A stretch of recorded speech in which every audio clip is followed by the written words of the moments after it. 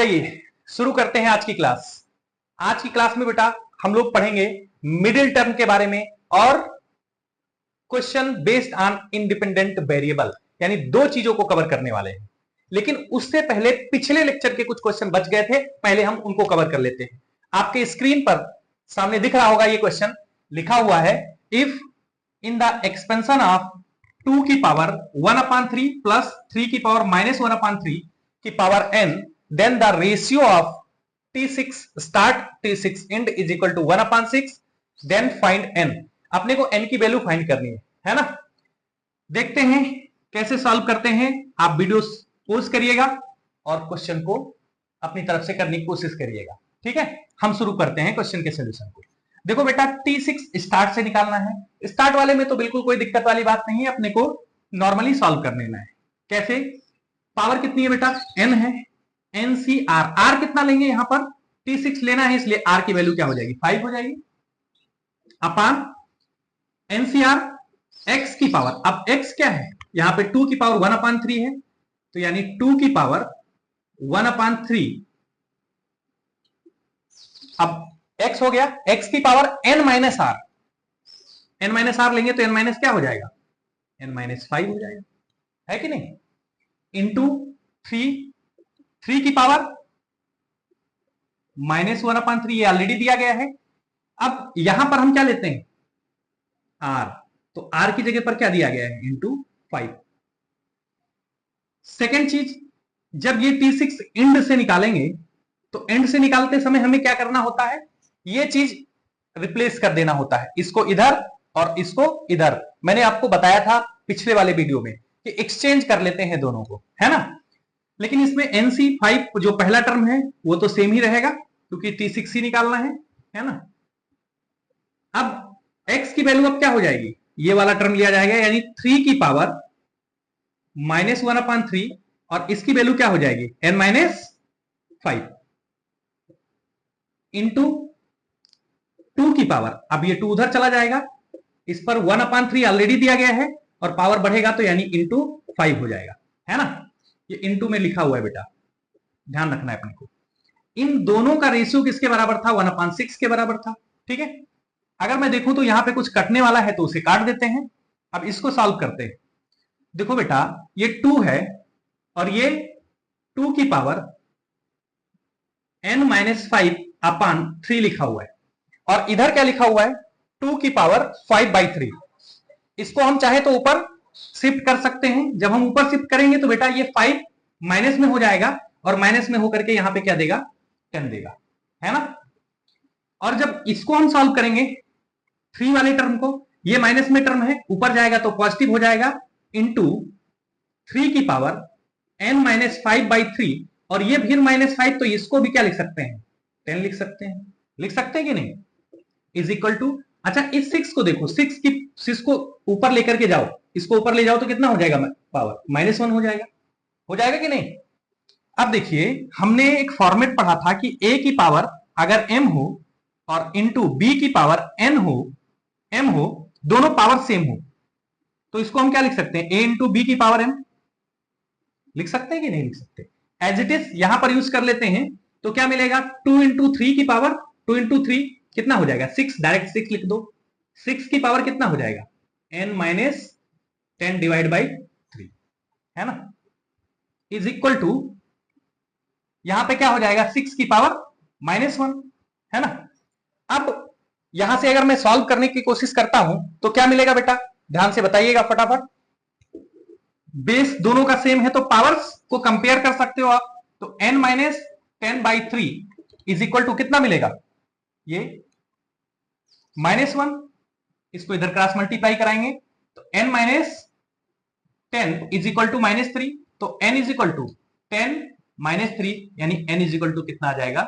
7। और अपने से n की ही वैल्यू पूछी गई थी, है ना। तो आपको ये समझ में आया होगा। फटाफट इसे नोट करिए और आगे बढ़ जाते हैं, एक नए क्वेश्चन को लेते हैं। तो चलिए आइए देखते हैं क्वेश्चन। लिखा है फाइंड कोफिशिएंट ऑफ x की पावर 6, यानी किसका कोफिशिएंट निकालना है बेटा? x की पावर 6 का। लेकिन अपने पास एक्सपेंशन इतना बड़ा सा लिखा हुआ है कि नहीं? अभी तक हमने आपको एक्सपेंशन का जो जनरल टर्म फॉर्मूला कराया था वो क्या कराया था? बाइनोमियल है ना, और यहां पे तो बाइनोमियल को छोड़ो, इतना बड़ा टर्म लिखा हुआ है, तो कैसे सॉल्व करेंगे इसको? देखिए, अगर आप इसको थोड़ा ध्यान से देखिए तो आपको कुछ दिखाई पड़ रहा होगा, यानी 1 plus 3x square plus x cube की पावर 15।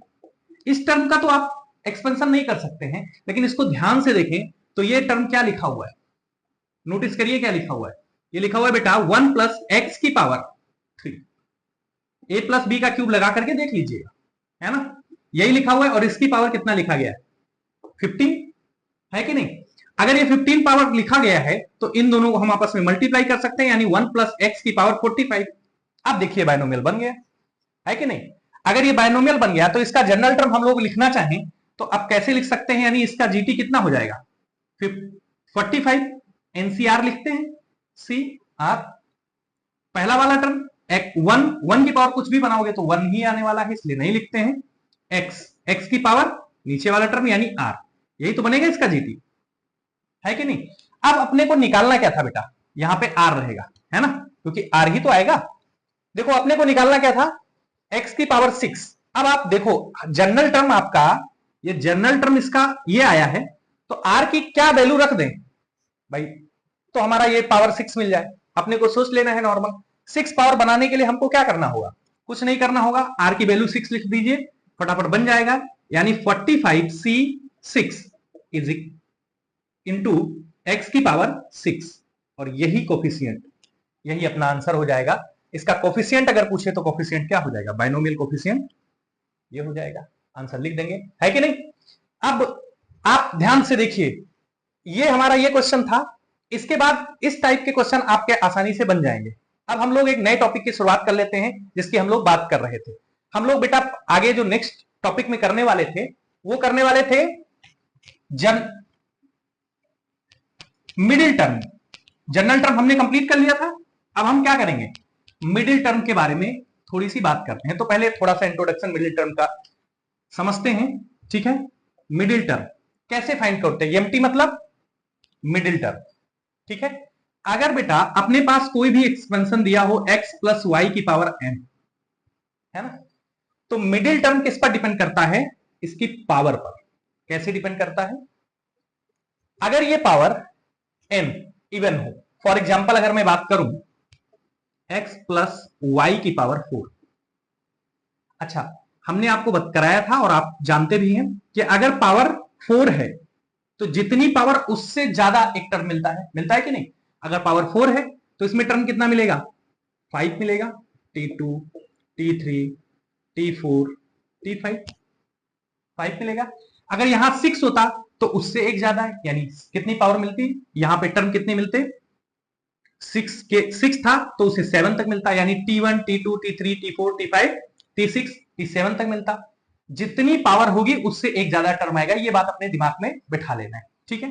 अब इसमें अपने को मिडिल टर्म खोजना है कि इसका मिडिल टर्म कौन सा होगा। तो इसमें मिडिल टर्म निकालना बहुत आसान है। कैसे, आपको दिखाई पड़ रहा है 5 है तो इसको, इसका जो बीच वाला टर्म होगा यही मिडिल टर्म हो जाएगा कि नहीं हो जाएगा भाई, यही टर्म तो मिडिल टर्म हो जाएगा। तो इसमें ज्यादा टेंशन लेने की जरूरत नहीं पड़ेगी। लेकिन अगर यही पावर बड़ी हो जाए, बड़ी पावर हो जाए, मान लीजिए 200 हो जाए या और बड़ी कोई भी इवन टर्म हम ले लेते हैं, तो उसमें प्रॉब्लम हो सकती है। तो इसके लिए हम लोगों ने एक जनरलाइज पैटर्न बनाया, जनरलाइज फॉर्मूला बनाया, उसको हम सीख लेते हैं तो कोई प्रॉब्लम नहीं होगी, है ना? अगर n क्या हो बेटा, इवन हो, इवन होना चाहिए। अगर n इवन हो तो x प्लस वाई की पावर n हो, तो इसका जो मिडिल टर्म होगा, ठीक है, ये कैसे फाइंड आउट करते हैं, t n/2 प्लस 1, यही टर्म मिडिल टर्म होगा। अब n की वैल्यू तुम बदलते जाओ, आपको मिडिल टर्म मिलता जाएगा। जैसे फॉर एग्जांपल इसकी बात कर लेते हैं, देखो कितनी पावर, n की वैल्यू यहां पे क्या लिखी गई है, 4 रखोगे यहां पे क्या मिलेगा, 4/2 यानी 2 मिलेगा, और 2 + 1 कौन सा, 3। देखो 3 मिडिल टर्म आया कि नहीं आया, है कि नहीं? तो इसके लिए ये फॉर्मूला काम करेगा, इसको अपने को दिमाग में रखना है, middle term for even number, ठीक है? अगर यही चीज ऑड नंबर के लिए हम लोग बात करें, n क्या हो जाए, ऑड हो जाए। ऑड मतलब जैसे अगर मान लो x प्लस वाई की पावर ये 4 लिया था तो अब आगे 5 ले लेते हैं, आसान रहेगा समझने के लिए। अभी मैंने आपसे क्या बताया कि जो इसकी पावर होगी उससे टर्म क्या होगा, एक ज्यादा होगा।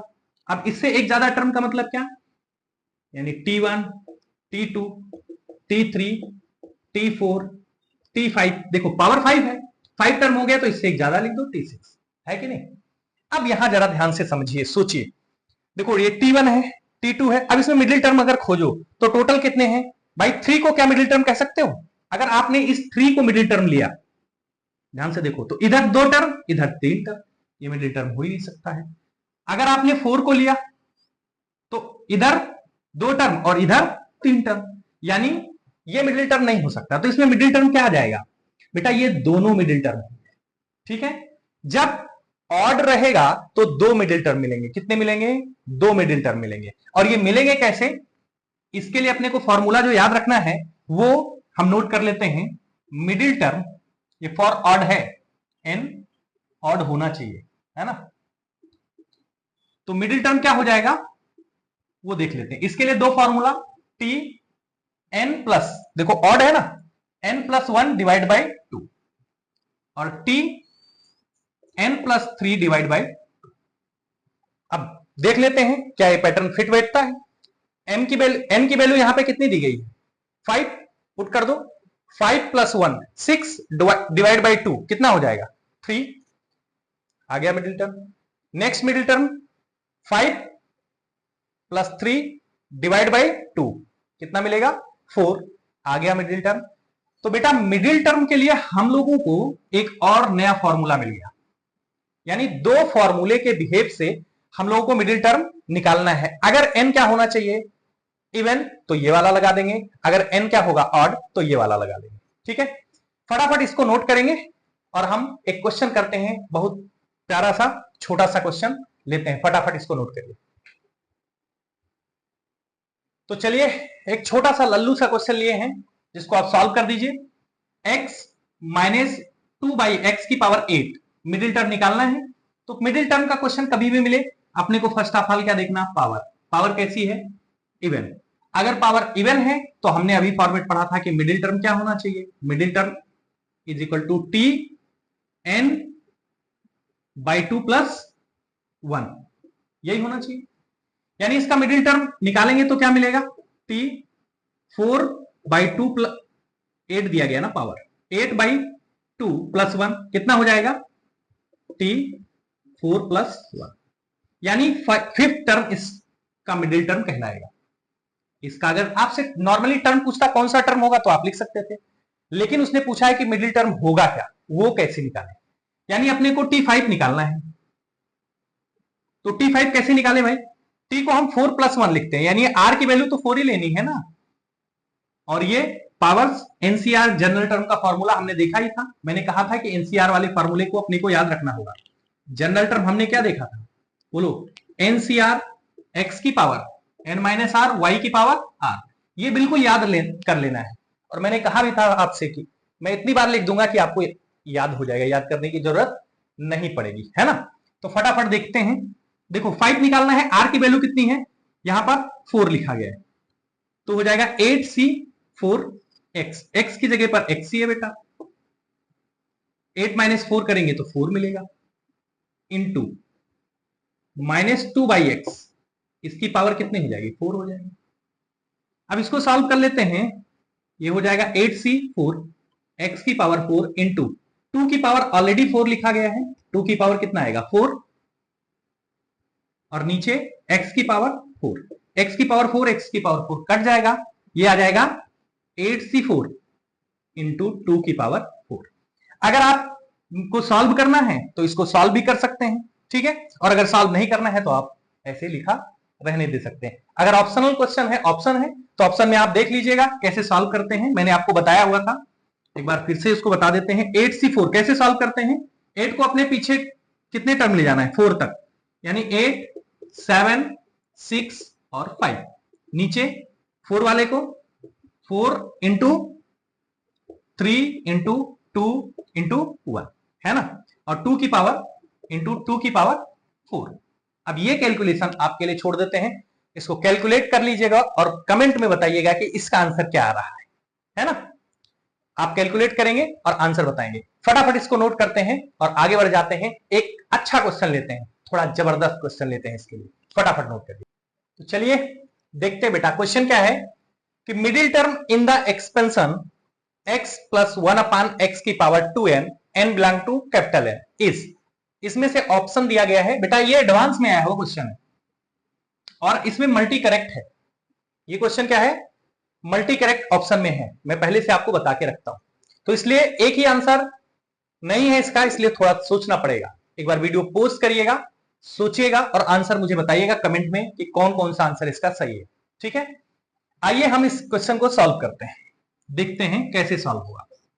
देखो बेटा, हमने आपसे कहा कि मिडिल टर्म का क्वेश्चन आए तो अपने को सबसे पहले क्या देखना, पावर देखना है।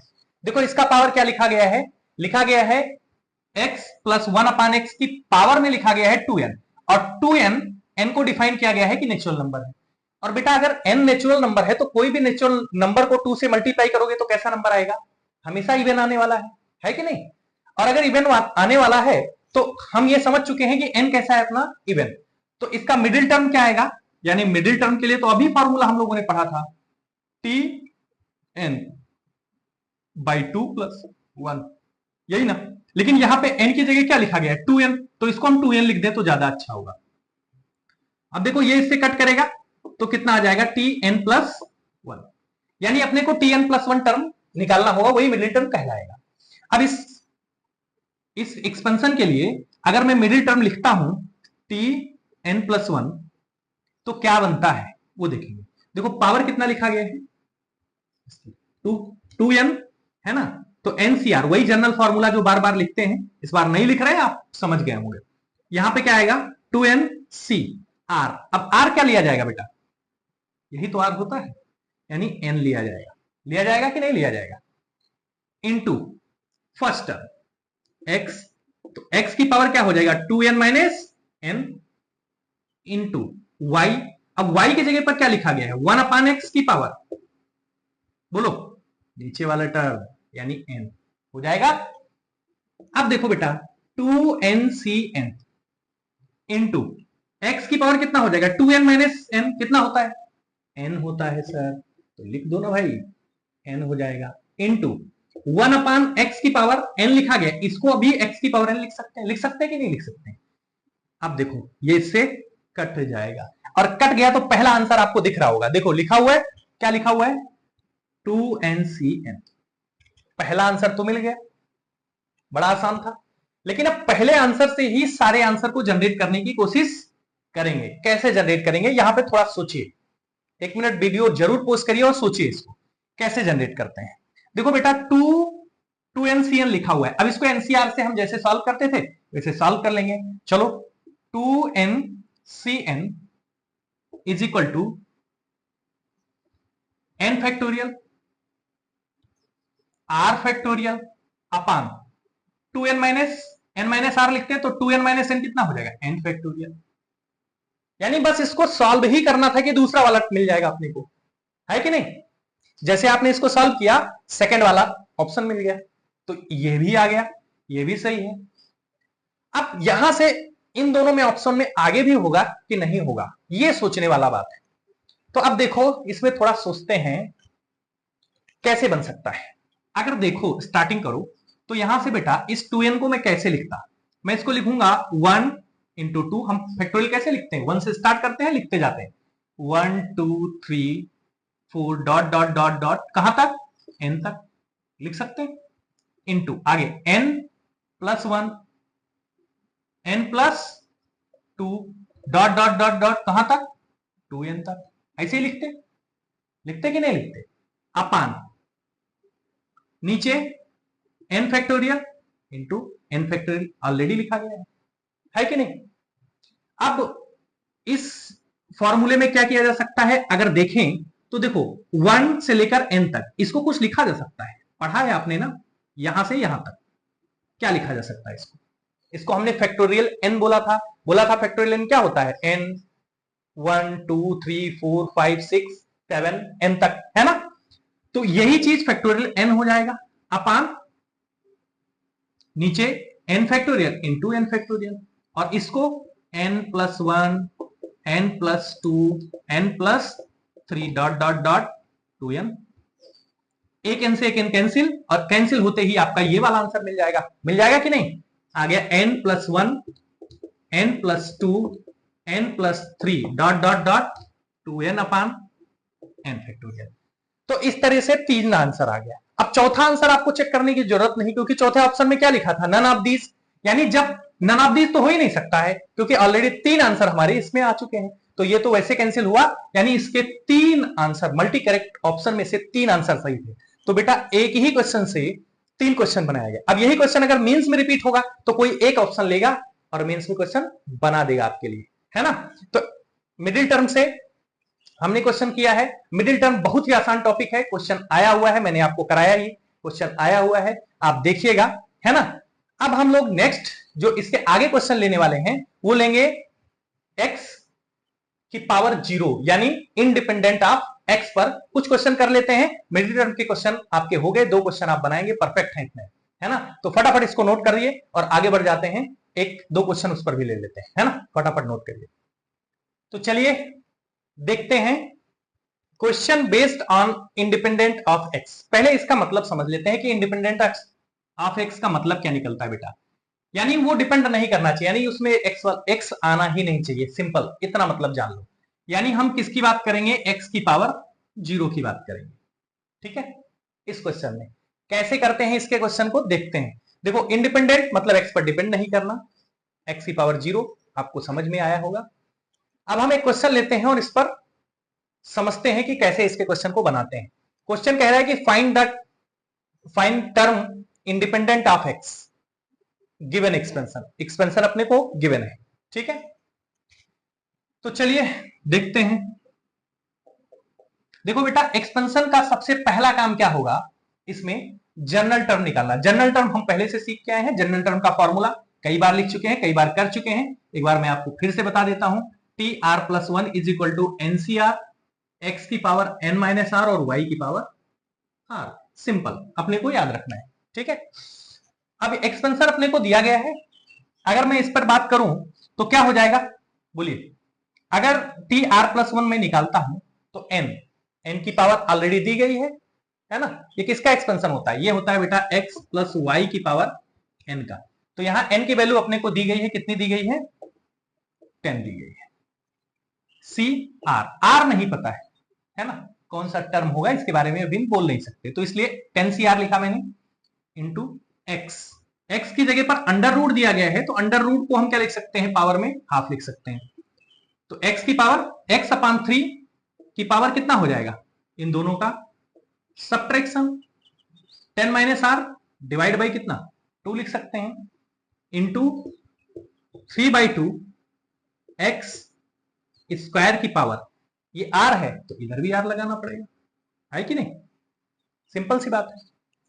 अब देखिए इसको करते हैं सॉल्व। कैसे सॉल्व होगा?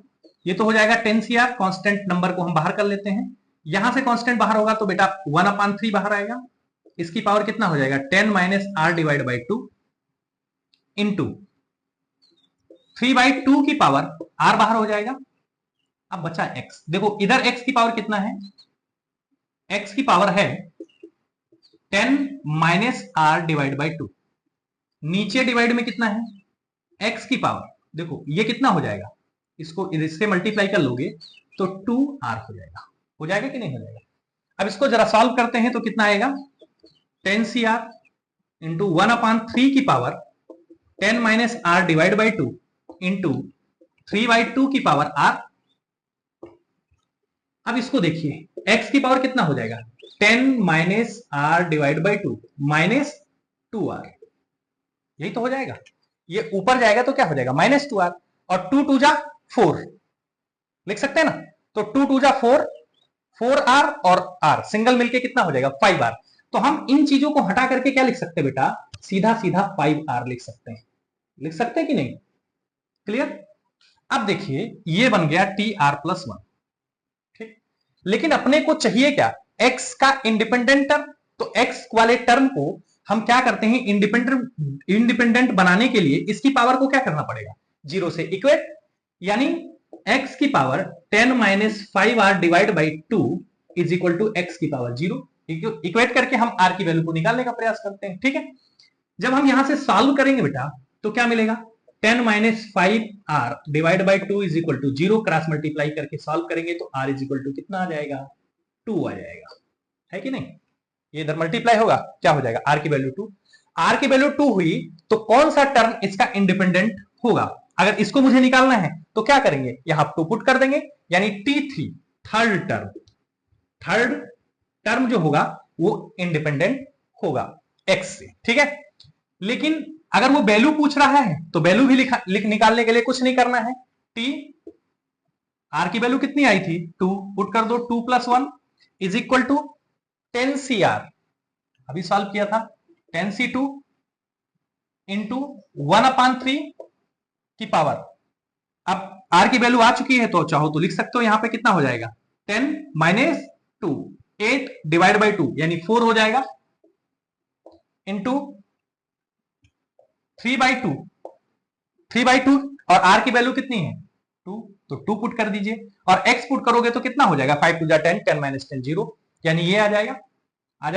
इसको और अच्छे से सॉल्व करना चाहते हो तो सॉल्व कर लीजिए। ठीक है, अदरवाइज आप लिख सकते हैं t3 इज इक्वल टू कितना आ जाएगा भाई, 10 को हम क्या लिख सकते हैं, 10 × 9, 2 को 2 × 1, इसको सॉल्व करेंगे इंटू 1/3, अब 1/3 की पावर ऑलरेडी 4 है, गिवन है, इंटू 9 की पावर 2 है, 3 की पावर 2 है यानी 9 हो जाएगा, डिवाइड बाई 2 की पावर 2 कितना हो जाएगा, 4।